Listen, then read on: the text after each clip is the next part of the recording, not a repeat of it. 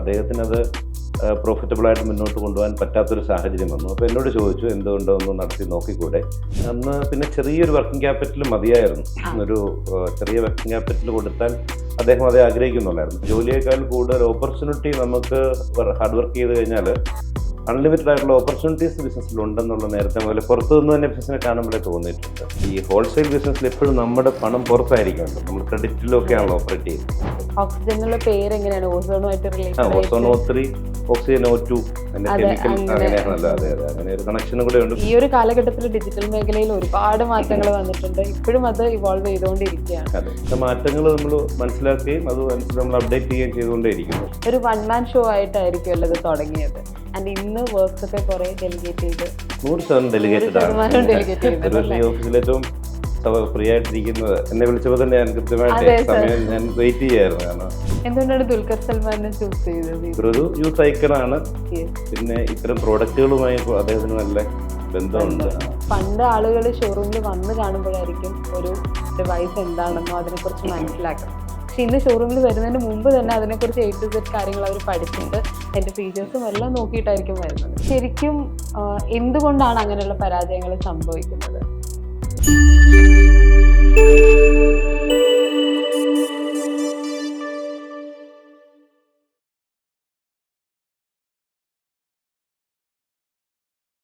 ഇന്ന് നമ്മളോടൊപ്പം ഗെയിം ചേഞ്ചേഴ്സിലുള്ളത് ഓക്സിജൻ ഡിജിറ്റലിന്റെ CEO ഷിജോ സർ ആണ്. Welcome to the show sir. നമസ്കാരം. അച്ഛനും അമ്മയും അധ്യാപകരാണ് അല്ലെ? അധ്യാപകരുടെ മകൻ എങ്ങനെയാണ് ഈ ബിസിനസ്സിലേക്ക് എത്തിയത്? ഞാൻ വളരെ ആകസ്മികമായിട്ടാണ് ബിസിനസ്സിലേക്ക് വന്നത്. ഞാനും എൻ്റെ വിദ്യാഭ്യാസത്തിന് ശേഷം ഒരു പ്രൈവറ്റ് സ്ഥാപനത്തിൽ ജോലി ചെയ്യായിരുന്നു. 2 വർഷത്തോളം അവിടെ ജോലി ചെയ്തു. ആ സമയത്ത് എനിക്ക് ജോലി ഒന്ന് റിസൈൻ ചെയ്യേണ്ട സാഹചര്യം വന്നു. അമ്മയുടെ ഒരു അസുഖവുമായി ബന്ധപ്പെട്ട് അങ്ങനെ ട്രീറ്റ്മെൻറ്റുമായി ബന്ധപ്പെട്ട് അങ്ങനെയാണ് ജോലിയിൽ നിന്നും മാറിയത്. അപ്പോൾ ആ സമയത്താണ് ഇങ്ങനൊരു, അതിനുശേഷം വീട്ടിൽ കുറച്ച് നാൾ വെറുതെ ഇരിക്കുന്ന സമയത്താണ് ഒരു ഓപ്പർച്യൂണിറ്റി വന്നത്.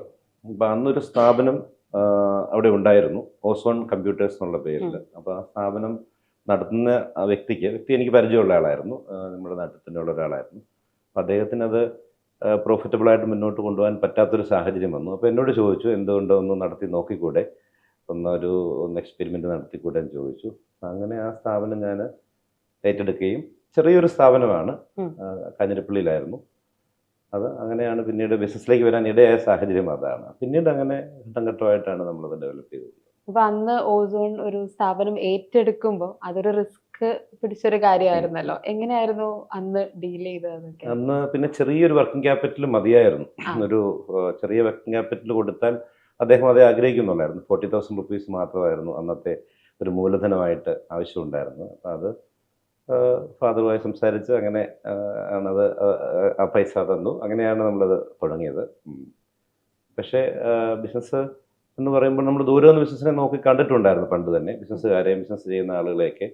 അപ്പോൾ ഇതിനകത്തുള്ള അവസരങ്ങൾ, ജോലിയേക്കാൾ കൂടുതൽ ഓപ്പർച്യൂണിറ്റി നമുക്ക് ഹാർഡ് വർക്ക് ചെയ്ത് കഴിഞ്ഞാൽ അൺലിമിറ്റഡ് ആയിട്ടുള്ള ഓപ്പർച്യൂണിറ്റീസ് ബിസിനസ്സിൽ ഉണ്ടെന്നുള്ള നേരത്തെ മുതൽ പുറത്തു നിന്ന് തന്നെ ബിസിനസ്സിനെ കാണുമ്പോഴേ തോന്നിയിട്ടുണ്ട്. അപ്പം അങ്ങനെ ഒരു റിസ്ക് എടുക്കാവുന്നത്, ചെറിയ റിസ്ക് ആയിരുന്നല്ലോ, ആ ഒരു എമൗണ്ടിലെ ഇൻവെസ്റ്റ്മെന്റ് ഉള്ളൂ. അങ്ങനെയാണ് അതിലേക്ക് ഇറങ്ങിയത്. പിന്നെ ഓസോണിന് എപ്പോഴാണ് ഈ ഓക്സിജനിലേക്ക് പിന്നീട് അത് ഞങ്ങൾ ഓസോൺ ചെയ്ത സമയത്ത് ഒരു ഡിസ്ട്രിബ്യൂഷൻ ഫേമായിട്ടാണ് ഓസോൺ വർക്ക് ചെയ്തത്. അതായത് ഈ കമ്പ്യൂട്ടറിൻ്റെ സ്പെയർ പാർട്സിൻ്റെയും പെരിഫറൽസിൻ്റെയൊക്കെ ഡിസ്ട്രിബ്യൂഷൻ ചെറിയ ചെറിയ ഡീലേഴ്സിനെ കണ്ടെത്തി അവർക്ക് സപ്ലൈ ചെയ്യുന്ന ഒരു ഹോൾസെയിൽ ഡീലർ എന്നുള്ള നിലയ്ക്കാണ് നമ്മൾ ഡെവലപ്പ് ചെയ്തത്. പിന്നീട് റീറ്റെയിലിലേക്ക് മാറേണ്ട ഒരു സാഹചര്യം തോന്നി. കാരണം അന്ന് പിന്നീടാണ് റീറ്റെയിൽ വളരെ സജീവമായിട്ട് വന്നത് ഈ മേഖലയിൽ. അത് ലാപ്ടോപ്പുകളുടെ വന്നു. ഡെസ്ക്ടോപ്പ് കമ്പ്യൂട്ടർ ആയിരുന്നു ആദ്യം നമ്മൾ സെല്ല് ചെയ്തിരുന്നത്. പിന്നെ ലാപ്ടോപ്പ് എന്നുള്ള പ്രോഡക്റ്റ് അന്നില്ല. അപ്പോൾ ലാപ്ടോപ്പ് പിന്നീട് എത്തി, ആളുകൾ കയ്യിൽ കൊണ്ടു നടക്കുന്ന കമ്പ്യൂട്ടർ എന്നുള്ള നിലയ്ക്ക്, മൊബിലിറ്റി എന്നുള്ള നിലയ്ക്ക്. അപ്പോൾ അങ്ങനെ വന്നപ്പോൾ അതിന് റീറ്റെയിൽ സാധ്യത അവിടെ തെളിഞ്ഞു. ആ സമയത്ത് എനിക്കൊരു മേജർ ആക്സിഡൻ്റ് ഉണ്ടായി. അപ്പോൾ എനിക്കൊരു 6 മാസത്തോളം ബെഡ് റിഡനായിട്ട് കിടക്കേണ്ടൊക്കെ സാഹചര്യം വന്നു. ആ സമയത്താണ് ഈ ഹോൾസെയിൽ ബിസിനസ്സിൽ എപ്പോഴും നമ്മുടെ പണം പുറത്തായിരിക്കുമല്ലോ, നമ്മൾ ക്രെഡിറ്റിലൊക്കെയാണല്ലോ ഓപ്പറേറ്റ് ചെയ്യുന്നത്. അപ്പോൾ അവിടെയാണ് നമ്മൾ റെഡി ക്യാഷിൽ സെല് ചെയ്യാൻ പറ്റുന്ന ഒരു ബിസിനസ്സാണല്ലോ റീറ്റെയിൽ. നമ്മൾക്ക് നമ്മൾ ക്യാഷ് അപ്പം തന്നെ കിട്ടുകയാണല്ലോ. അപ്പോൾ ആ റിസ്ക് കുറയ്ക്കുക എന്നുള്ള ഒരു കാര്യം നമ്മുടെ മനസ്സിലേക്ക് വന്നു ഈ അപകടമായി കിടന്ന സമയത്ത്. 2, റീറ്റെയിലൊരു സാധ്യത അവിടെയാണ്. ഡിസ്പ്ലേ ചെയ്ത് ഇത്തരം ഉൽപ്പന്നങ്ങൾ ഡിസ്പ്ലേ ചെയ്തുകൊണ്ട് കാണിച്ചുകൊണ്ട് വിൽക്കുന്ന ഒരു ബിസിനസ് മോഡലൊക്കെ ആ സമയത്താണ് വന്നത്. അപ്പോൾ റൈറ്റ് ടൈമിൽ നമുക്ക് ആ ഒരു മേഖലയിലേക്ക് കടക്കാൻ അത് ഓക്സിജൻ എന്നുള്ള പേരിലാണ് നമ്മൾ ഓക്സിജനുള്ള പേര് എങ്ങനെയാണ് ഓസോണുമായിട്ട് related ozone O3 oxygen O2 അതിന്റെ അതെ, കെമിക്കൽ അങ്ങനെ. അങ്ങനെയാണല്ലോ. അതെ അതെ, അങ്ങനെ ഒരു കണക്ഷനും കൂടെ ഉണ്ട്. പിന്നെ ആളുകൾ ഓർത്തിരിക്കുന്ന ഒരു പോസിറ്റീവ് എനർജി ഉള്ള ഒരു പേര് എന്നുള്ള നിലയ്ക്കാണ് അത്. ഇപ്പൊ 2 പതിറ്റാണ്ട് മുകളിലായിട്ട് രണ്ടുപേരും ഓക്സിജൻ ഉണ്ട്. അപ്പം ഈ ഒരു കാലഘട്ടത്തിൽ ഡിജിറ്റൽ മേഖലയിൽ ഒരുപാട് മാറ്റങ്ങൾ വന്നിട്ടുണ്ട്. ഇപ്പോഴും അത് ഇവോൾവ് ചെയ്തുകൊണ്ടിരിക്കുകയാണ്. അതെ. അപ്പൊ ആ മാറ്റങ്ങളൊക്കെ എങ്ങനെയാണ് അതിന് കണക്കായിട്ട് പിടിച്ചു നിൽക്കാൻ പറ്റുന്നത്? മാറ്റങ്ങൾ നമ്മൾ മനസ്സിലാക്കുകയും അത് അനുസരിച്ച് നമ്മൾ അപ്ഡേറ്റ് ചെയ്യുകയും ചെയ്തുകൊണ്ടേയിരിക്കുന്നു. കാരണം എനിക്കൊന്ന് ഏത് ബിസിനസ്സിലും ഈ മാറ്റങ്ങൾ ഉൾക്കൊള്ളാതെ പോകുമ്പോഴാണല്ലോ നമ്മൾ കാലഹരണപ്പെട്ട് പോകുന്നത്. അപ്പം ഈ ഞങ്ങളുടെ മേഖലയാണ് ഏറ്റവും കൂടുതൽ മാറ്റങ്ങൾ വരുന്നത്. കാരണം ഇത്രയും ടെക്നോളജി ഇങ്ങനെ ഇന്നോവേഷൻ നടത്തുകൊണ്ടിരിക്കുന്നു, പുതിയ പുതിയ പ്രൊഡക്റ്റുകൾ ലോഞ്ച് ചെയ്യുന്നു. അപ്പോൾ ബ്രാൻഡുകളുമായി ഈ മാനുഫാക്ചേഴ്സുമായി നമ്മൾ നല്ലൊരു ബന്ധമാണ്. അപ്പോൾ അവർ വളരെ നേരത്തെ കൂട്ടി തന്നെ പറയും ഇന്ന പുതിയ പുതിയ മോഡൽസ് വരുന്നു, പുതിയ ടെക്നോളജി വരുന്നു. അപ്പോൾ നമ്മുടെ കുട്ടികൾക്ക് ട്രെയിനിങ് എല്ലാം തന്നെ മാനുഫാക്ചേഴ്സ് അറേഞ്ച് ചെയ്യുന്നുണ്ട്. അതിന് കൃത്യമായി പങ്കെടുക്കുന്നു, നമ്മൾ അപ്ഡേറ്റഡ് ആവുന്നു.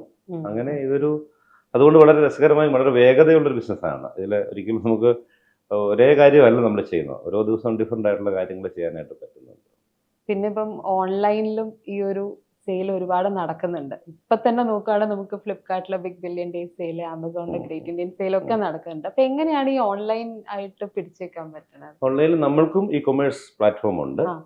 അപ്പം നമ്മൾ അതിനൊരു ഓംനി ചാനൽ എന്നാണല്ലോ പറയുന്നത്. ഒരേ സമയം റീറ്റെയിൽ നമ്മൾ ഫിസിക്കൽ സ്റ്റോറുകളും ഓൺലൈൻ സ്റ്റോറുകളെയും ഒരേപോലെ കൊണ്ടു നടക്കാൻ പറ്റുക എന്നുള്ളതാണ് അതിൻ്റെ സൊല്യൂഷൻ. നമ്മുടെയും ഇ കൊമേഴ്സ് പ്ലാറ്റ്ഫോം ഉണ്ട്. അപ്പോൾ അങ്ങനെ നമ്മൾക്ക് ഓൺലൈനിൽ വാങ്ങേണ്ട ആൾക്ക് നമ്മളും ആ ഫെസിലിറ്റി എക്സ്റ്റെൻഡ് ചെയ്ത് കൊടുക്കുന്നുണ്ട്. പിന്നെ ഇതിപ്പോൾ ഒരു സീസണിൽ മാത്രമേ ഇപ്പോൾ വലിയ പ്രൈസിൽ ഡിഫറൻസ് വരുന്നുള്ളൂ. അല്ലാത്ത സമയത്തൊക്കെ ഇ കൊമേഴ്സ് പ്രൈസിൽ തന്നെ നമുക്ക് കടയിൽ കൊടുക്കാൻ ഇപ്പോൾ സാധിക്കുന്നുണ്ട്. അതുകൊണ്ട് തന്നെ കസ്റ്റമേഴ്സ്, പിന്നെ കോവിഡിന് ശേഷം നമ്മൾ കണ്ടൊരു പ്രത്യേകത, ആളുകൾ കൂടുതലായും ഷോപ്പിങ്ങിന് നേരിട്ട് വരാൻ ആഗ്രഹിക്കുന്നു. ആളുകൾക്കും പുറത്തേക്ക് പോകണം, അപ്പം സോഷ്യലൈസ് ചെയ്യണം. അതിൻ്റെയൊക്കെ ഭാഗമായിട്ട് ഷോപ്പിലേക്ക് വരുന്നവരുടെ എണ്ണം ചെറുപ്പക്കാരടക്കം കടകളിലേക്ക് നേരിട്ട് വരുന്ന ഒരു പ്രത്യേകത കോവിഡിന് ശേഷം കൂടുതലായി കാണുന്നുണ്ട്. ഒരു 1 man ഷോ ആയിട്ടായിരിക്കുമല്ലോ ഇത് തുടങ്ങിയത്. ആൻഡ് ഇന്ന് വർക്ക്സ് ഒക്കെ കുറെ ഡെലിഗേറ്റ് ചെയ്ത് 100% ഡെലിഗേറ്റഡ് ആണ്. ഈ ഓഫീസിൽ ഏറ്റവും ഫ്രീ ആയിട്ടിരിക്കുന്നത് എന്നെ വിളിച്ചപ്പോൾ തന്നെ ഞാൻ കൃത്യമായിട്ട് സമയം ഞാൻ വെയിറ്റ് ചെയ്യായിരുന്നു. കാരണം നമ്മുടെ ഒപ്പം തന്നെ നമ്മളെപ്പോലെ തന്നെ തിങ്ക് ചെയ്യുന്ന കുറെ ആളുകൾ നമ്മുടെ കൂടെ വരുമ്പോഴാണല്ലോ നമുക്ക് ആ ഒരു ഇത് കിട്ടുന്നത്. അപ്പം അന്ന് നമ്മൾ തുടക്കം പോലുള്ള എല്ലാ എംപ്ലോയീസും തന്നെ ഇപ്പോഴും നമ്മുടെ ഒപ്പം ഉണ്ട്. എല്ലാവരും 10-20 വർഷമായ ധാരാളം ആളുകളുണ്ട്. 10 വർഷമായത് 100 മുകളിലുള്ള ആളുകൾ ഒരു വർഷം ഉണ്ടാവും. അപ്പം അങ്ങനെ എല്ലാവരും തന്നെ ഉണ്ട്. അപ്പം അവർക്ക് ഒരേ സമയം അവർക്ക് റെസ്പോൺസിബിലിറ്റി ഉണ്ട്. നമ്മൾ ആ പവർ അവർക്ക് കൊടുത്തിട്ടുമുണ്ട്. വളരെ ഓണർഷിപ്പോടുകൂടി സ്വന്തം സ്ഥാപനം എന്ന നിലയ്ക്കാണ് അവർ ചെയ്യുന്നത്. അതുകൊണ്ട് അങ്ങനൊരു എനിക്ക് പേഴ്സണലി അത്ര സ്ട്രെയിനെ അനുഭവപ്പെടേണ്ടി വരാറില്ല. അപ്പൊ അന്ന് ഓസോൺ എടുക്കുന്ന സമയത്ത് എപ്പോഴെങ്കിലും ചിന്തിച്ചിട്ടുണ്ടോ ഇതുപോലൊരു ലോങ് ടേം വിഷൻ അന്ന് ഉണ്ടായിരുന്നോ?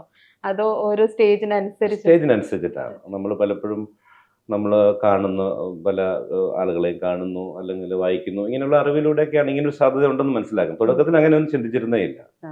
തുടക്കകാലത്ത് എന്തെങ്കിലും ചാലഞ്ചസ് ഒക്കെ ഫേസ് ചെയ്യേണ്ടി വന്നിട്ടുണ്ട്? ധാരാളം ഉണ്ട്. സാമ്പത്തിക പ്രതിസന്ധി ആയിരുന്നു നമുക്ക് ഏറ്റവും. ഫണ്ടിങ് ഒക്കെ എങ്ങനെയായിരുന്നു? ബാങ്ക് ആയിരുന്നു, നമുക്കെല്ലാം ബാങ്ക് ലോൺ. അപ്പൊ ആദ്യം ഞാൻ 5 ലക്ഷം രൂപയാണ് ലോൺ കിട്ടിയത്. ആദ്യം 2-3 വർഷം ബിസിനസ് ചെയ്തതിന് ശേഷമാണ് എനിക്ക് ബാങ്ക് അക്കൗണ്ട് എടുക്കാൻ തന്നെ 8 ബാങ്കിൽ ആദ്യം കയറി ഇറങ്ങി. അതിനുശേഷം ഫസ്റ്റ് ബാങ്ക് അക്കൗണ്ടേ കറണ്ട് അക്കൗണ്ട് എടുക്കാനൊക്കെ അന്ന് നമുക്ക് ഇൻട്രൊഡ്യൂസ് ചെയ്യാൻ ആൾ വേണം. അങ്ങനെ കുറേ ഫോർമാലിറ്റീസ് ഉണ്ടായിരുന്നു. അപ്പം അന്ന് ഒത്തിരി ചലഞ്ചസ് ഉണ്ടായിരുന്നു. നമുക്ക് സാമ്പത്തികമായ ബുദ്ധിമുട്ടുകൾ തന്നെയായിരുന്നു ഏറ്റവും വലിയ ചലഞ്ചസ്. പിന്നെ ബിസിനസ് എങ്ങനെ ചെയ്യണമെന്ന് നമുക്ക് അറിയില്ല. നമ്മളൊരു പുതുമുഖമാണല്ലോ, ഇത് എങ്ങനെ റോൾ ഔട്ട് ചെയ്യണം നമ്മൾ പറയല്ലോ. ബിസിനസ്സിലൊരു 5 സ്റ്റേജ് ഉണ്ടെന്ന് പറയുമല്ലോ. സ്ട്രഗിളിൻ്റെ ഒരു സ്റ്റേജ് ആദ്യമുണ്ട്, പിന്നെയാണ് സർവൈവൽ വരുന്നത്. സ്ട്രഗിളിൻ്റെ സ്റ്റേജിലാണ് തുടക്കം. അപ്പം നമുക്ക് തന്നെ നമ്മൾ എന്താ ചെയ്യണമെന്ന് അറിയാത്തൊരു കാലഘട്ടം. പിന്നെ സർവൈവലിൻ്റെ സ്റ്റേജാണ്. ആ സമയത്തും പ്രോഫിറ്റ് ഒന്നും ആകുന്നുണ്ടാകത്തില്ല, ജസ്റ്റ് സർവൈവ് ചെയ്ത് പോകുന്നു, ചിലവ് മീറ്റ് ചെയ്യുന്നു. പിന്നെയാണല്ലോ പതിയെ നമ്മൾ സ്റ്റേബിൾ ആകണം. ആ സ്റ്റെബിലിറ്റിയുടെ ഒരു സ്റ്റേജ് വരുമ്പോഴാണല്ലോ മിനിമം പ്രോഫിറ്റ് എങ്കിലും നമുക്ക് ഈ ബിസിനസ്സിൻ്റെ കിട്ടുന്നത്. പിന്നീടാണല്ലോ സക്സസ്സും സ്കെയിലും ഒക്കെ വരുന്നത്. അപ്പോൾ അങ്ങനെ ആ സ്റ്റേജിലെല്ലാം അതിൻ്റെതായിട്ടുള്ള ബുദ്ധിമുട്ടുകൾ ഉണ്ട്. വലുതാകുമ്പോൾ അതിൻ്റെ ബുദ്ധിമുട്ടുകളുണ്ട്, ചെറുതായിരിക്കുമ്പോൾ അതിൻ്റെ ബുദ്ധിമുട്ടുകളുണ്ട്. രണ്ടും സർവൈവൽ സ്റ്റേജിൽ എപ്പോഴെങ്കിലും തോന്നിയിട്ടുണ്ടോ എല്ലാം നിർത്തിയിട്ട് വേറെ അങ്ങനെ ഇതുവരെ സർവൈവൽ തോന്നിയിട്ടില്ല. കാരണം അപ്പോഴും നമ്മൾ പിടിച്ച് വിസ്റ്റാൻഡ് ചെയ്യണം എന്ന് തന്നെ ഒരു നമ്മളെല്ലാവരും പ്രതീക്ഷയാണല്ലോ. ബിസിനസ് എന്ന് പറഞ്ഞാൽ നമ്മളെപ്പോഴും ഒരു പ്രതീക്ഷയിൽ നിൽക്കുകയാണല്ലോ. ബിസിനസ്സേ ഒപ്റ്റിമിസ്റ്റ് ആയിട്ട് നിൽക്കണമല്ലോ. കാരണം ക്ഷമയാണല്ലോ ഇതിൻ്റെ ഒരു ഏറ്റവും പ്രധാനപ്പെട്ട ഒരു ബേസിക് ആയിട്ട് വേണ്ടത്. ക്ഷമയില്ലാതെ ബിസിനസ്സിൽ നിന്ന് കഴിഞ്ഞാൽ എന്തായാലും കുറച്ച് മടുത്തിട്ട് ഞാൻ വർഷങ്ങളോളം ലോസിൽ ഓപ്പറേറ്റ് ചെയ്തിട്ടുണ്ട് ബിസിനസ്സേ. ഓക്കെ. അപ്പോഴും നമ്മൾ അടുത്ത വർഷം റെഡിയാവും എന്നുള്ള പ്രതീക്ഷയിലാണ് നമ്മൾ പോകുന്നത്. അങ്ങനെയാണ് ഇതിലേക്ക് നമ്മൾ എത്തുന്നത്. ഇത്രയൊരു ഓക്സിജൻ്റെ ആ ഒരു ടേൺ ഓവറിലേക്ക് എത്താൻ പറ്റിയത് അങ്ങനെ വെയിറ്റ് ചെയ്തതുകൊണ്ടാണല്ലോ. ഒരു ബിസിനസ്സിൽ വിജയകഥകളും പരാജയ കഥകളും ഉണ്ടാവും. നമ്മൾ കേൾക്കുന്നത് മിക്കതും വിജയകഥകൾ മാത്രമായിരിക്കും. പക്ഷെ ആ പരാജയം പലർക്കും ഈ ഒരു ബിസിനസ്സിലേക്ക് എൻറ്റർ ചെയ്യാനുള്ള ഒരു ആളുകൾക്ക് പേടിയായിരിക്കും, ചിലരുടെയെങ്കിലും ഫെയിലിയർ സ്റ്റോറീസ് കേൾക്കുമ്പോൾ. ശരിക്കും എന്തുകൊണ്ടാണ് അങ്ങനെയുള്ള പരാജയങ്ങൾ സംഭവിക്കുന്നത്? എനിക്കൊന്ന് വിജയകഥകളേക്കാൾ കൂടുതൽ പരാജയ കഥകൾ തന്നെ വായിക്കണം നമ്മൾ. അതെ, വിജയകഥകളാണ് എല്ലാവരും എപ്പോഴും ഇൻസ്പയർ ചെയ്യുന്ന കഥകൾ മാത്രമാണ്. പക്ഷെ പരാജിതരുടെ കഥകൾ കേൾക്കുമ്പോഴാണ് നമുക്കത് വീണ്ടും നമുക്ക് സംഭവിക്കാതിരിക്കുള്ളൂ. അപ്പൊ അത് ഒരുപക്ഷെ പരാജയപ്പെടാൻ സാധ്യതയുള്ള കാര്യങ്ങൾ എന്താണെന്ന് നേരത്തെ തന്നെ അറിഞ്ഞാൽ നമുക്കത് ഒഴിവാക്കാൻ പറ്റും. അതാണ് പരാജിതരുടെ കഥകൾ കേൾക്കണം എന്ന് പറയുന്നതേ.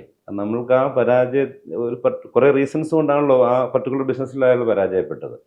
അത് അറിഞ്ഞിരുന്നാൽ നമുക്കത് ഇപ്പൊ ഞങ്ങളുടെ ഈ ബിസിനസ്സിൽ മുൻപ് ചെയ്ത ആളുകളിൽ പരാജയപ്പെട്ട ആളുകളുടെ എന്തുകൊണ്ട് പരാജയപ്പെട്ടു എന്നുള്ളത് എപ്പോഴും ഞങ്ങൾക്ക് ഒബ്സർവ് ചെയ്യാറുണ്ടായിരുന്നു. എന്തുകൊണ്ടാണ് അവര്, അപ്പൊ നമുക്കത് സംഭവിക്കാതിരിക്കാനുള്ള പ്രിപ്പറേഷൻസ് നമ്മൾ എടുക്കുമല്ലോ. ആ രീതിയിലൊക്കെ ചെയ്യാൻ ഓരോ ഇൻഡസ്ട്രിക്കും ഡിഫറെൻ്റ് ആയ കാരണങ്ങളാകും കേട്ടോ പരാജയപ്പെടാനായിട്ട്. ഒരു ഇൻഡസ്ട്രിയുടെ കാരണമായിരിക്കണം എന്നില്ല മറ്റൊരു ഇൻഡസ്ട്രി വരുമ്പോൾ അവിടെ പരാജയം സംഭവിക്കാനായിട്ട്. അപ്പൊ അതിനെ മുൻകൂട്ടി നമ്മൾ ചെയ്യാൻ പറ്റ പോകുന്നില്ല. വിജയം കണ്ട് ചാടി പോയി കഴിഞ്ഞാൽ ചിലപ്പോൾ നമ്മൾ അവിടെ വീഴും അല്ലേ. ഇന്നിപ്പോൾ സ്റ്റാർട്ടപ്പുകളൊക്കെ ധാരാളം, എല്ലാം 1000 കോടിക്ക് വിൽക്കാം, അല്ലെങ്കിൽ 10,000 ഫ്ലിപ്കാർട്ട് പോലെ ആകാം, അല്ലെ അങ്ങനെയൊക്കെ എന്ന് കരുതി ധാരാളം സ്റ്റാർട്ടപ്പുകൾ തുടങ്ങുന്നുണ്ട്. പക്ഷേ അവിടെ ഫെയിലിയറിന്റെ പോസിബിലിറ്റീസും കൂടെ അറിഞ്ഞില്ലെങ്കിൽ നമ്മൾ അറിയാതെ അതിലേക്ക് ചെന്ന് പെടും. അത് നമ്മൾ ആ ഫെയിലിയറായ ആളുകളുടെ എന്തുകൊണ്ട് ഫെയിലിയർ ആയെന്നുള്ളത് മനസ്സിലാക്കിയാൽ ഒരുപക്ഷെ നമുക്ക് അതിൽ നിന്ന് ബൈപ്പാസ് ചെയ്ത് പോകാനായിട്ട് പറ്റും. എന്താണ് ഓക്സിജന്റെ ഒരു മാർക്കറ്റിംഗ് സ്ട്രാറ്റജി? കൺസ്യൂമർ സെൻട്രിക് ആണ് നമ്മൾ ബേസിക്കലി. കൺസ്യൂമർക്ക് എന്താണ് വേണ്ടതെന്ന് തിരിച്ചറിഞ്ഞ് അത് പറയുക, അത് കമ്മ്യൂണിക്കേറ്റ് ചെയ്തുകൊണ്ടിരിക്കുക. കൺസ്യൂമർ എന്താണ് ആഗ്രഹിക്കുന്ന ഒരു ഷോപ്പിൽ നിന്നും, അല്ലാതെ ഓക്സിജൻ എന്താ ആഗ്രഹിക്കുന്നു എന്ന് ഓക്സിജൻ പറഞ്ഞുകൊണ്ടേ ഇരുന്നാൽ അത് കൺസ്യൂമർ അത് അക്സെപ്റ്റ് ചെയ്യണം എന്നില്ല. ഇപ്പോൾ ഒരു ആളുകൾക്ക് എന്താണ് ആവശ്യം, ആളുകൾക്ക് എന്ത് കേൾക്കാനാണ് ഇഷ്ടം, അത് നമ്മൾ പറയാൻ ശ്രമിക്കുന്നു അല്ലേ. മാർക്കറ്റിങ്ങിലൂടെയായാലും നമ്മൾക്ക് നമ്മുടെ ഇഷ്ടങ്ങളും നമ്മുടെ വലിപ്പവും നമ്മുടെ ഹൈപ്പും നമ്മൾ ക്രിയേറ്റ് ചെയ്തുകൊണ്ടിരുന്നാൽ ആളുകൾക്ക് അത് ഇഷ്ടപ്പെടണം നിർബന്ധമൊന്നുമില്ല. അപ്പോൾ കൺസ്യൂമർ സെൻട്രിക് ആയിട്ടാണ് നമ്മൾ മാർക്കറ്റിങ്ങിനെ ആയാലും കാണുന്നത്, സെയിൽസിനെ ആയാലും കാണുന്നത്, ആഫ്റ്റർ സെയിൽ സപ്പോർട്ടിനെ ആയാലും കാണുന്നത്. എന്താണ് കൺസ്യൂമർക്ക് ആവശ്യമുള്ളത് അത് എത്തിക്കുക. പിന്നീട് ഉള്ള ആഫ്റ്റർ സെയിൽ സപ്പോർട്ട്, ഞങ്ങളുടെ ഇൻഡസ്ട്രിയിൽ ഇലക്ട്രോണിക്സ് ആൻഡ് പിന്നീടുള്ള സർവീസ് സപ്പോർട്ട് വളരെ വളരെ ഇമ്പോർട്ടൻ്റ് ആണ്.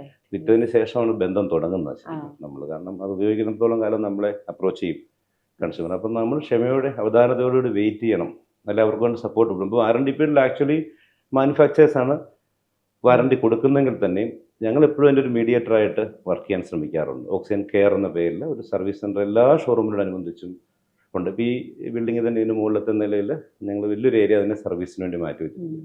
അതിൽ നിന്നൊരു ഇൻകം നമുക്ക് ചിലപ്പോൾ കിട്ടത്തില്ല, പക്ഷെ നമുക്കൊരു സപ്പോർട്ടാണ് അവിടെ കൊടുക്കുന്നത്. അത് സെയിൽസിനെ നമുക്ക് ഒത്തിരി സഹായിക്കാറുണ്ട്. അവിടുന്ന് വാങ്ങിയാൽ അത് അവരുടെ സപ്പോർട്ട് ഉണ്ടാവും. ഇ കൊമേഴ്സ് നേരത്തെ ചോദിച്ചല്ലോ, ഇ കൊമേഴ്സിൽ ഒരു പക്ഷേ അത് കിട്ടുന്നില്ലല്ലോ ആളുകൾക്ക്. അപ്പം അതൊരു ഇൻവെസ്റ്റ്മെൻ്റ് ആയിട്ട് തന്നെ ഞങ്ങൾ കരുതി. അപ്പം അങ്ങനെ കൺസ്യൂമർ സെൻട്രിക് ആയിട്ടാണ് ഏത് ആംഗിളിൽ എടുക്കുമ്പോഴും പോകാൻ ആഗ്രഹിക്കുന്നത്. എന്തുകൊണ്ടാണ് ദുൽഖർ സൽമാനെ ചൂസ് ചെയ്തത്? ഒരു യൂത്ത് ഐക്കണാണ്.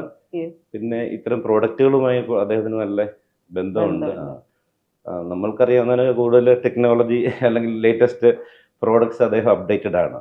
അപ്പം അങ്ങനെ ഒരാൾ തന്നെ ഉറപ്പായിട്ടും അത് ചെയ്യാനായിട്ട് അതെ നോളജ് ഉള്ള ഒരാൾ തന്നെ വരുന്നത് നല്ലതാണല്ലോ. പിന്നെ അങ്ങനെ ധാരാളമായി പരസ്യങ്ങൾ അഭിനയിക്കുന്നില്ല, കുറച്ച് സെലക്റ്റീവായിട്ടാണ് ചെയ്യുന്നത്. അങ്ങനെയൊക്കെ കൊണ്ടാണ് ഞങ്ങൾ അങ്ങനെ ഒരു തീരുമാനം എടുത്തത്.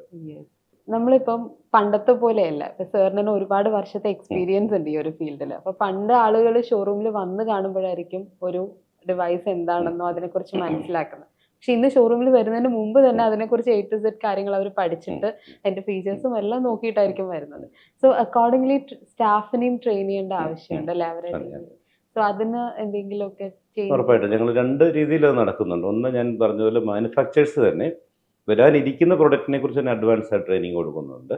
അത് ടെക്നോളജി പരമായിട്ടുള്ള ട്രെയിനിങ്. ഞങ്ങൾ കൊടുക്കുന്ന ട്രെയിനിങ് കൂടുതലും സോഫ്റ്റ് സ്കിൽ ഡെവലപ്മെൻ്റ് ആണ്. അതായത് എങ്ങനെ പെരുമാറണം, എങ്ങനെയായിരിക്കണം അപ്രോച്ച്, എന്തായിരിക്കണം ഒരു കസ്റ്റമർ റിലേഷൻഷിപ്പ് എങ്ങനെ ഉണ്ടാക്കണം, അത് മെയിൻറ്റെയിൻ ചെയ്യണം, ഇങ്ങനെയുള്ള കാര്യങ്ങളിലാണ്, പേഴ്സണാലിറ്റിയുമായി ബന്ധപ്പെട്ട കാര്യങ്ങളാണ്, ആറ്റിറ്റ്യൂഡ്, ഇതൊക്കെയാണ് ഞങ്ങൾ. അപ്പം നമുക്കൊരു സ്ഥിരം ട്രെയിനിങ് ഉണ്ട്. ഒരു നെവർ എൻഡിങ് പ്രോസസ്സാണ്. നമുക്ക് സ്ഥിരമായ ഒരു ട്രെയിനറുണ്ട്. അപ്പം അദ്ദേഹം ഇങ്ങനെ ഒരു ഷെഡ്യൂൾ വെച്ചിട്ട് ഇങ്ങനെ അക്രോസ് 360 ദിവസം നമുക്ക് ആ പ്രോസസ്സ് നമ്മൾക്ക് നടക്കുന്നുണ്ട്. കൂടാതെ ബ്രാൻഡുകൾ അവരുടേതായിട്ടുള്ള ടെക്നോളജിപരമായ ട്രെയിനിങ്ങുകൾ കൊടുക്കുന്നു. അങ്ങനെയാണ് ഈ അപ്ഡേറ്റ് നടന്നു പോകുന്നത്. ഇപ്പൊ ഓക്സിജന്റെ ഓണപരസ്യം തന്നെ നമ്മൾ കേൾക്കുകയാണെങ്കിൽ ആ പാട്ട് ആ ഒരു ജിംഗിളിൽ വരുന്നുണ്ട്, ന്യൂജൻ ഓണം, ന്യൂജൻ ഓക്സിജൻ. അപ്പൊ ഈ ന്യൂ ജനറേഷന്റെ കൂടെ പിടിച്ചു നിൽക്കാനും ഭയങ്കര പാടാണ് അല്ലെ? കാരണം എസ്പെഷ്യലി ഇത്രയും കോമ്പറ്റീഷൻ ഉണ്ട് ഈ ഒരു ഫീൽഡിൽ. അപ്പൊ എങ്ങനെയാണ് ആ കോമ്പറ്റീറ്റേഴ്സിന്റെ കൂടെ പിടിച്ചു നിൽക്കാൻ വേണ്ടിയിട്ടുള്ള? ഉറപ്പായിട്ടും നമ്മൾ അവിടെയും ഇപ്പം ന്യൂ ജനറേഷൻ ആയിട്ടുള്ള ഒരു കൺസ്യൂമറിന് എന്താണ് അവരാഗ്രഹിക്കുന്നത്, അവർക്ക് പ്രൊഡക്റ്റ് നോളജ് ഉണ്ട് വാസ്തവത്തിൽ. അവർക്ക് പ്രൊഡക്റ്റിന്റെ എക്സ്പ്ലനേഷൻ്റെ അധികം ആവശ്യമില്ല. പക്ഷെ അവർക്ക് വേണ്ടത് ലേറ്റസ്റ്റ് ആയിട്ടുള്ള പ്രൊഡക്റ്റുകൾ ഉണ്ടാകണം.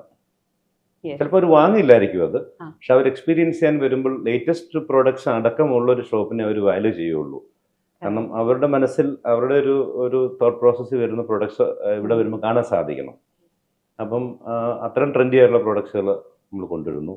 അപ്പോൾ അവർ ആ വെറൈറ്റിയും ആ ചോയ്സുമാണ് അവർ നോക്കുന്നത്. കൂടുതലും സ്പെസിഫിക്കേഷൻ അവർക്ക് അറിയാം. നമ്മുടെ എക്സിക്യൂട്ടീവ്സിനെ പോലെ തന്നെ അവരത് കറക്റ്റായിട്ട് സ്റ്റഡി ചെയ്തിട്ടാണ് വരുന്നത്. അപ്പം ആ ഒരു ചോയ്സ് നമ്മൾ കൊടുക്കുന്നുണ്ട്. പിന്നെ അത്ര ഇപ്പം ട്രെൻഡി ആയിട്ടുള്ള പ്രൊഡക്റ്റുകളുണ്ട്.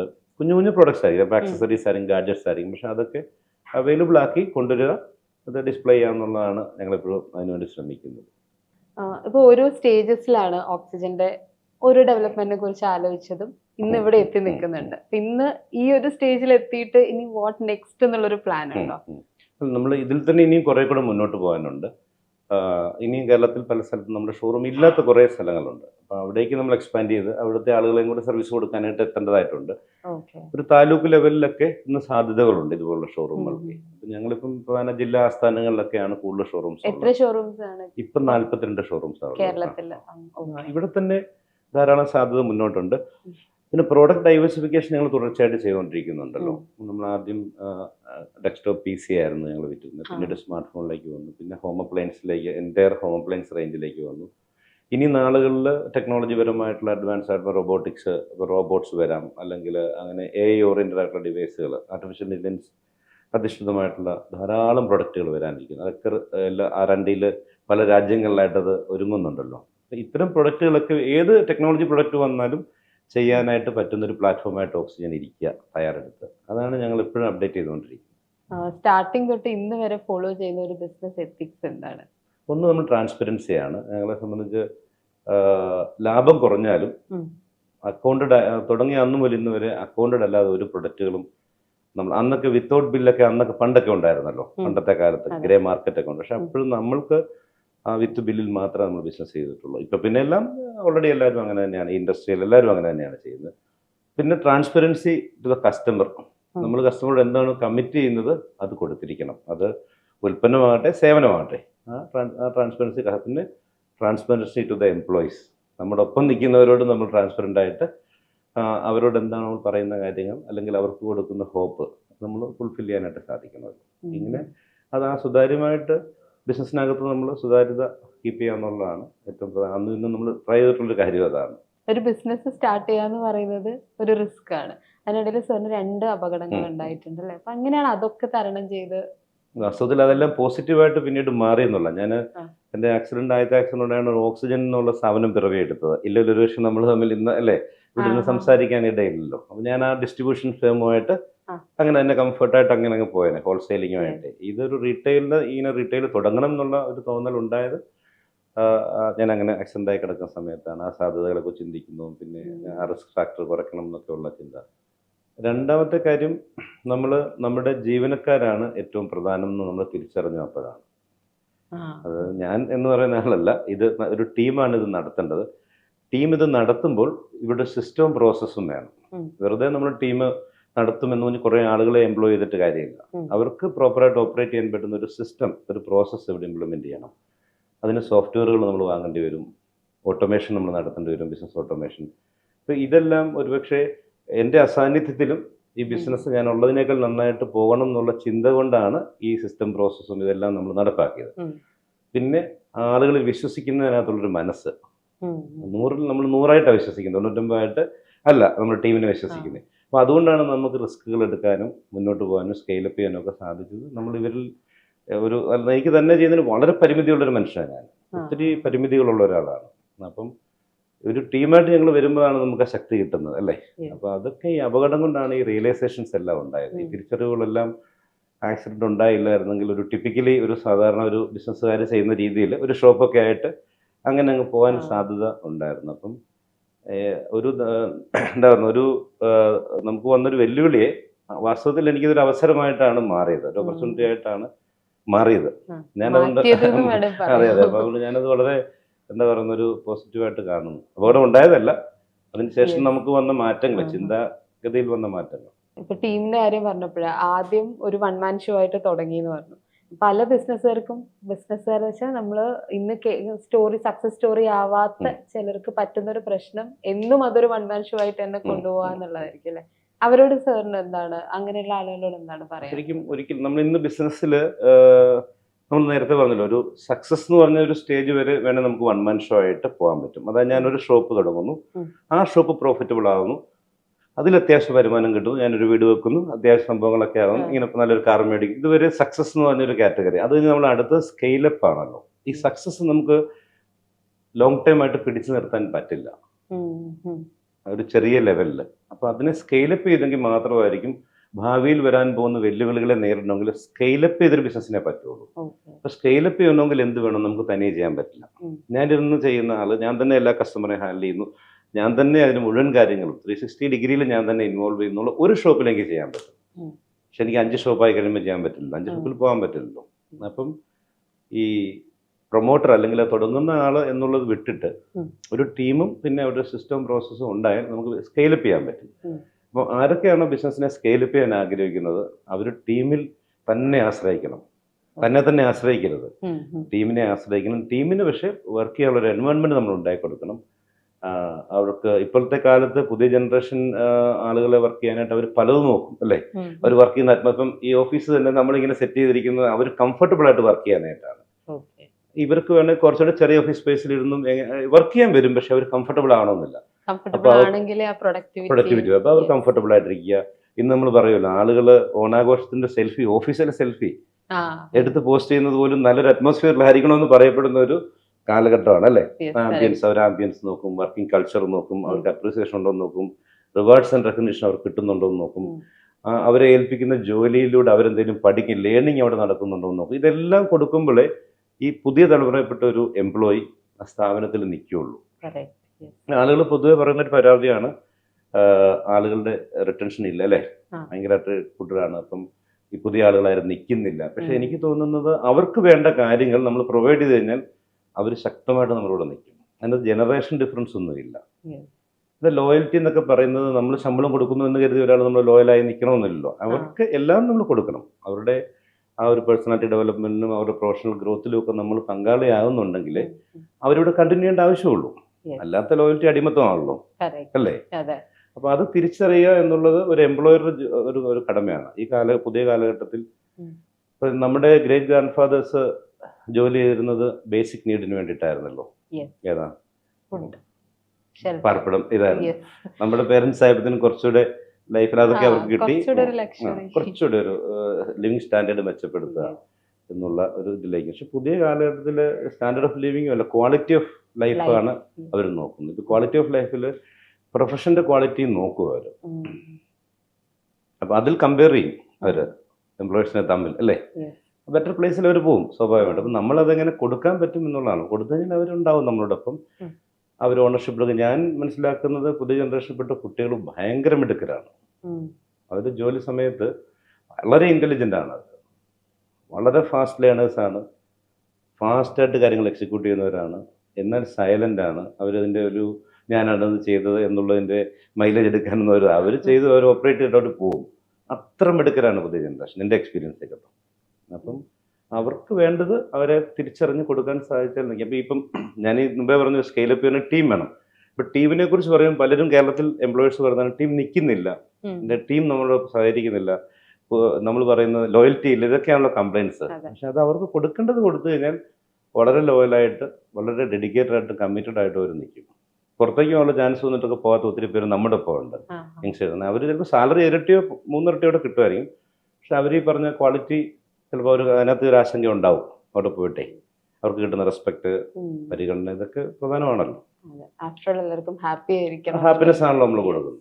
അപ്പം അതിൽ സ്കെയിലപ്പ് ചെയ്യണമെങ്കിൽ ടീം വേണം, സിസ്റ്റം വേണം, പ്രോസസ്സ് വേണം. ഇത് മാത്രമാണ് എനിക്ക് അവരോട്, ബിസിനസ്സിൽ വൺ മാൻ ഷോ ചെയ്തിട്ട് നമ്മൾ പോകുന്നതിനൊരു പരിധിയുണ്ട്. നമ്മൾ റിയലൈസ് ചെയ്തിട്ട് ഉറപ്പായിട്ടും. കേരളത്തിൽ ഇന്ന് ഉള്ള ഒരു ബിസിനസ് സാധ്യതകൾ എത്രത്തോളം? കേരളത്തിലെ സാധ്യതകൾ പഴയതിനേക്കാൾ ബെറ്ററായി വരുന്നുണ്ട്. പക്ഷേ എന്നാലും നമ്മുടെ ഇൻഫ്രാസ്ട്രക്ചറൊക്കെ ഇവിടെ വളരെ കുറവാണല്ലോ. നമുക്ക് കേരളം ഒരു ചെറിയ സംസ്ഥാനമാണ്. ഇന്ത്യ പെർസ്പെക്റ്റീവ് നോക്കുമ്പോൾ വലിയ സാധ്യതയാണ്. ഇന്ത്യ ഇന്ന് സമസ്ത മേഖലയിലും ഭയങ്കരമായിട്ട് ഗ്രോ ചെയ്തുകൊണ്ട് നിൽക്കുകയാണ്. India second largest smartphone മാനുഫാക്ചറാണ് ലോകത്തെ ഇന്ന്. ഇന്ത്യ, ചൈന ആയിരുന്നല്ലോ അതിനകത്ത് മൊണോപ്പൊളി.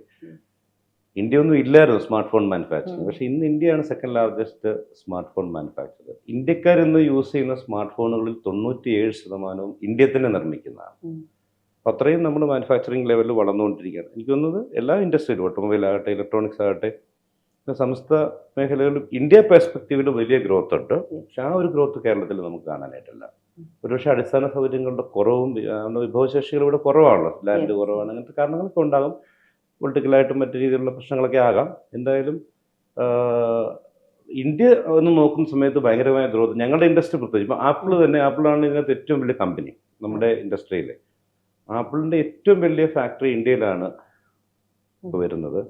ആപ്പിളിൻ്റെ ഏഷ്യ പസഫിക് ഹെഡ്ക്വാർട്ടേഴ്സ് ഇന്ത്യ ആക്കി മാറ്റാൻ പോവുകയാണ് അവർ. ഇന്ത്യ എന്നിട്ടാണ് വരുന്നത്. നേരത്തെ ചൈനയായിരുന്നു ഒരു കൂടുതൽ ഡിപ്പെൻഡ് ചെയ്തിരുന്നത്. പക്ഷെ അവരെല്ലാം ഇന്ത്യയിലേക്ക് ഒരു മേജർ മാനുഫാക്ചറിങ് സംവിധാനങ്ങളും ഒക്കെ വരികയാണ്. അപ്പം വലിയ തൊഴിൽ സാധ്യതകൾ ഇന്ത്യയിൽ ഇലക്ട്രോണിക്സ് മേഖലയിൽ വരികയാണ്.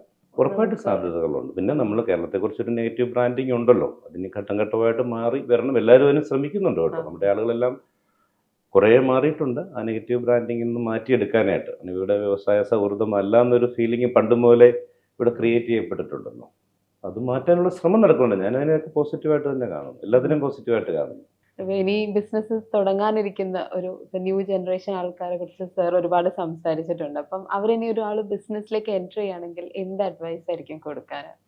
ഒന്ന് ഷോർട്ട് ടൈം ആയിട്ട് നമ്മൾ ഒന്നിനെ കാണാതിരിക്കുക. നമ്മളിപ്പോൾ ഇന്നൊരു ബിസിനസ് തുടങ്ങി പെട്ടെന്ന് അതിൻ്റെ റിസൾട്ട് കിട്ടി, പെട്ടെന്ന് അതിന് പ്രോഫിറ്റ് കിട്ടുമെന്ന് പ്രതീക്ഷിച്ച് ഒരാളും ബിസിനസ്സിൽ വരരുത്. അങ്ങനെയുള്ളൊരു വരരുത് ബിസിനസ്സിൽ. വളരെ ലോങ് ടൈം ആയിട്ട് റിസൾട്ട് പ്രതീക്ഷിക്കുകയും അതിനുവേണ്ടി ക്ഷമയോടെ കാത്തിരിക്കുകയും അതിനുവേണ്ടി കൺസിസ്റ്റൻ്റ് ആയിട്ട്, ഈ കൺസിസ്റ്റൻസി ഇമ്പോർട്ടൻ്റ് ആണ്. പലർക്കും ഇല്ലാത്ത ഇൻകൺസിസ്റ്റൻസി ഉണ്ട്. 2 വർഷം ഭയങ്കരമായിട്ട് അറ്റംപ്റ്റ് എടുത്തും അതിൽ പ്രതീക്ഷ കാണുന്നില്ല, ഉടനെ തിരിച്ച് നെഗറ്റീവ് ആകും. അത് പാടില്ല. കൺസിസ്റ്റൻ്റ് ആയിട്ട്, വളരെ പേഷ്യൻ്റ് ആയിട്ട്, ലോങ് ടൈം ആയിട്ട് തിങ്ക് ചെയ്ത് ബിസിനസ്സിൽ പിടിച്ചു നിന്നാൽ ഉറപ്പായിട്ട് ഒരു ദിവസം സക്സസ് നമ്മളെ തേടി വരും. അതിൽ സംശയമില്ലാത്ത കാര്യം. അങ്ങനെ നിൽക്കുന്നവർക്കുള്ളതാണ് സക്സസ്. ഒരു ബിസിനസ് തുടങ്ങാന്നുള്ളത് റിസ്ക് ആണ്. അത് ഷട്ട് ഡൗൺ ചെയ്യാൻ എപ്പോഴും ഈസി ആയിരിക്കും, കുറച്ചുകൂടെ മെയിൻറ്റെയിൻ ചെയ്യാനാണല്ലോ ഏറ്റവും ബുദ്ധിമുട്ട്. അതാണ്. അപ്പോൾ ഒരുപാട് ചാലഞ്ചസിന്റെ ഇടയിൽ കൂടിയും അത് മെയിൻറ്റെയിൻ ചെയ്ത ഒരാളെന്നുള്ള നിലയിൽ സാറിന് അതാണ് നമ്മൾ ആ ക്ഷമയോടെ കാത്തിരുന്നാൽ. പിന്നെ ഞാൻ നേരത്തെ പറഞ്ഞ പോലെ നമ്മൾ അതിന്റെ പല ചേരുവകളുണ്ടല്ലോ, നമ്മൾ നേരത്തെ പറഞ്ഞ കാര്യങ്ങളൊക്കെ തന്നെ, പീപ്പിൾ, പ്രോസസ്, ഇങ്ങനെയുള്ള ആ ചേരുവകളൊക്കെ സമയബന്ധിതമായിട്ട് നമ്മുടെ ബിസിനസ്സിൽ ചേർക്കണം. നമ്മൾ ഈ ചേരുവകളെല്ലാം കൂടെ ചേർന്നാലേ അത് പൂർണ്ണമായിട്ട് ബിസിനസ് ആകുന്നുള്ളൂ. ഇല്ലെങ്കിൽ ബിസിനസ് എന്നല്ല അതിൻ്റെ പേര്, സെൽഫ് എംപ്ലോയ്മെന്റ് എന്നാണ്. അതായത് ഞാൻ മറ്റൊരു ജോലിക്ക് വരും, ഞാൻ സ്വന്തമായിട്ടൊരു ജോലി ചെയ്യുന്നു എന്നുള്ളതിനാണ്. അതിന് ബിസിനസ് അല്ലത്. ഞാനൊരു ഷോപ്പിട്ട് ഞാൻ 1 man show ആയിട്ട് വർക്ക് ചെയ്യുന്നതിൻ്റെ പേര് ബിസിനസ് എന്നല്ല, സെൽഫ് എംപ്ലോയ്മെന്റ്. ബിസിനസ് നമ്മൾ ബിസിനസ്സാണ് തുടങ്ങാൻ ഉദ്ദേശിക്കുന്നതെങ്കിൽ ആ സ്കെയിൽ നമ്മൾ കാണുന്നുണ്ടെങ്കിലാണ് ബിസിനസ് പറയാൻ പറ്റുള്ളൂ. ഇപ്പം നമ്മൾ പോലെ സ്കെയിലപ്പ് ചെയ്യുന്നു എന്ന് പറഞ്ഞാൽ ആ തലത്തിൽ എത്തിക്കഴിയുമ്പോൾ, സക്സസ് അല്ല, സ്കെയിലിൽ എത്തിക്കഴിയുമ്പോൾ ഈ തുടങ്ങിയ ആളുടെ ഒത്തിരി മുകളിലാകണം ആ ബ്രാൻഡ്. തുടങ്ങിയ ആളുടെ ഒത്തിരി മുകളിലെത്തണം. നമ്മളെക്കാളൊക്കെ ഒത്തിരി മുകളിൽ നമ്മുടെ ബ്രാൻഡ് എത്തുമ്പോഴാണ് ബിസിനസ് സ്കെയിലപ്പ് ചെയ്യുമെന്ന് പറയാൻ പറ്റുള്ളൂ. എന്നെക്കാൾ ഒത്തിരി മുകളിൽ ഓക്സിജൻ ആയി കഴിയുമ്പോഴാണല്ലോ ഞാനത് സക്സസ് ആയെന്ന് ഞാൻ കാണുകയുള്ളൂ. അല്ല, ഞാൻ എന്ന് പറഞ്ഞ വ്യക്തി ഓറിയന്റഡ് ആയിട്ട് ആ സ്ഥാപനം നിൽക്കുന്നിടത്തോളം കാലം സക്സസ് സ്കെയിലപ്പ് ചെയ്യുമെന്ന് ഞാൻ പറയില്ല കേട്ടോ. ഓക്സിജനെ കുറിച്ചും സാറിന്റെ ഒരു ബിസിനസ് ലൈഫിനെ കുറിച്ചും പറയുമ്പോൾ ഒരു 3 വേർഡ്സിൽ എങ്ങനെ, 3 വാക്കിൽ എങ്ങനെ എക്സ്പ്ലെയിൻ ചെയ്യാൻ പറ്റും? ബിസിനസിന്റെ ഏത് ആസ്പെക്റ്റിലായിരിക്കും ചോദിച്ചത്? അത് ഇപ്പം ഓക്സിജൻ തുടങ്ങി, ഇവിടെ ഓക്സിജൻ ഒരു 2 പതിറ്റാണ്ടുകൾക്ക് മുൻപ് തുടങ്ങിയിട്ടുള്ള സ്ഥാപനമാണ്. ആൻഡ് ഇന്ന് സാർ ഈ ഒരു നിലയിലെത്തി നിൽക്കുമ്പോൾ ഈ ഒരു ജേർണി നമ്മൾ തിരിഞ്ഞു നോക്കുമ്പോൾ ആ വന്നിട്ടുള്ള ഒരു പാത്ത്, അതിനെങ്ങനെ, എന്തുകൊണ്ടാണ് അത് സ്കെയിലപ്പ് ചെയ്ത് ഈ ഒരു ലെവലിൽ എത്താൻ പറ്റിയതെന്നാണ് സാറിന് അല്ല, എനിക്ക് തോന്നുന്നത്? തോന്നുന്നു ഒന്ന് കൺസ്യൂമർ സെൻട്രിക് ആയിരുന്നു അന്നും ഇന്നും നമ്മൾ. അതായത് ഉപഭോക്താക്കളാണ് നമ്മുടെ താരം, നമ്മൾ അതാ സെൻട്രിക് ആണ്. രണ്ട്, എംപ്ലോയി സെൻട്രിക് ആണ്. ഭയങ്കരമായിട്ട് നമ്മുടെ ടീമിൻ്റെ വികാരങ്ങളെ ഉൾക്കൊള്ളുന്ന, ടീമിന് വേണ്ടി നമ്മൾ നിൽക്കുന്ന ഒരു ഇതാണ്. ഈ രണ്ട് കാര്യങ്ങളാണ് ശരിക്കും ഞങ്ങളെ സംബന്ധിച്ച് ഏറ്റവും കൂടുതൽ. ഒന്ന് കൺസ്യൂമർ സെൻട്രിക് ആണ്, രണ്ട് എംപ്ലോയി സെൻട്രിക്. ഈ രണ്ട് പേരെ സാറ്റിസ്ഫൈ ചെയ്യാന്നുള്ളതാണ് ബേസിക്കലി എൻ്റെ റെസ്പോൺസിബിലിറ്റി അല്ലേ. Yes, correct. ഞാനിപ്പോഴും ട്രൈ ചെയ്തിട്ടുള്ള ഈ രണ്ട് ലെയറുകളിലും നമുക്ക് എന്താണ് ചെയ്യാൻ പറ്റുന്നത് ബെറ്റർ ആയിട്ട് എന്നുള്ളത് ഇങ്ങനെ അന്വേഷിച്ചുകൊണ്ടേ നമ്മൾ ഇരിക്കുകയാണ്. ഇപ്പോഴും നമ്മൾ സംതൃപ്തനല്ല ആ കാര്യത്തിൽ. വീണ്ടും പുതിയ പുതിയ കാര്യങ്ങൾ ചെയ്യണം എന്ന് കൺസ്യൂമറിന് വേണ്ടിയിട്ടും എംപ്ലോയീസിന്. ഇത് രണ്ട് പേര്, ഇപ്പോൾ എംപ്ലോയീസ് ഹാപ്പി ആണെങ്കിൽ ആ ഹാപ്പിനെസ് കൺസ്യൂമറിലേക്ക് എത്തും. Correct. എംപ്ലോയീസ് അൺഹാപ്പി ആണെങ്കിൽ കയറി വരുമ്പം തന്നെ ആ ഹാപ്പിനെസ് ഇല്ലായ്മ ആയിരിക്കും അവർ ട്രാൻസ്ഫർ ചെയ്യുന്നത് അല്ലേ. നമ്മുടെ കയ്യിലുള്ള ആളെ നമ്മൾ കൊടുക്കുകയുള്ളൂ പുറത്തേക്ക്. അപ്പോൾ ആ ഹാപ്പിനെസ് എങ്ങനെ ഡെലിവറി ചെയ്യാമെന്നുള്ളത് തന്നെയാണ്. അപ്പം നമ്മൾ ഹാപ്പി ആവും. Thanks for watching. Don't forget to like, share and subscribe for more insightful comparisons and business tips.